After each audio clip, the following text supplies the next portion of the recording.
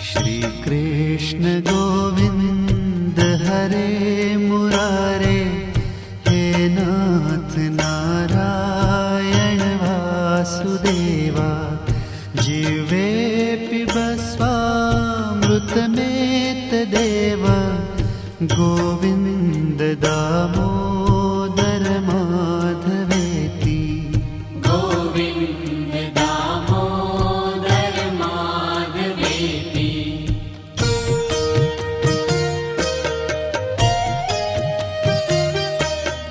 विक्रेतु कामा किल गोपकन्या, मुरारिपादार्पितचित्तवृत्तिः।